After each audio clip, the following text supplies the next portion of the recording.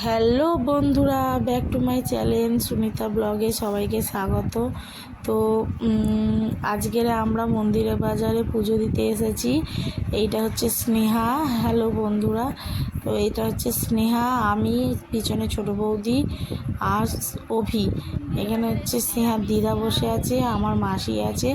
আমরা এই কজন মিলে সবাই মিলে মন্দিরে বাজারে পুজো দিতে গেছি। এই যে আমার ছোট বৌদি, তো এই যে অভি, আর এই যে বাবা ভোলেনাথের পুজো শুরু হয়ে গেছে মন্দিরে বাজারে। এটা মন্দির, তো ওখানে বাবা ভোলেনাথের আসন দেখায়। বাবা ভোলেনাথের পুজো শুরু হয়ে গেছে।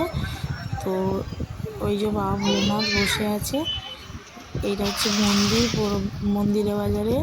তো আমি আর বছরই জল ঢালতে এসেছিলাম শ্রাবণ মাসে।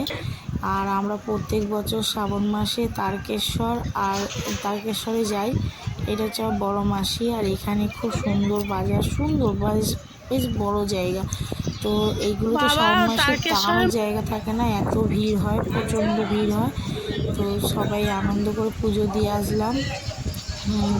আমার এই ছোট্ট একটা ব্লগ কেমন লাগলো সবাই বলবেন।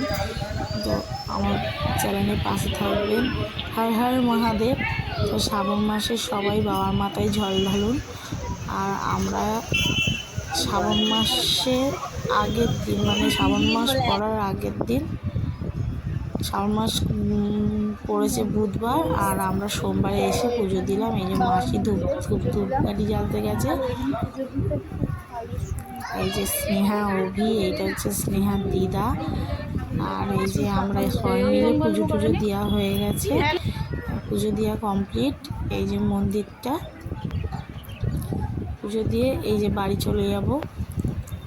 খুব সুন্দর জায়গাটা, আর আকাশটা অসাধারণ লাগছে। কার কার এই ভিডিওটা ভালো লাগলো কমেন্টে জানাবেন, লাইক কমেন্ট শেয়ার।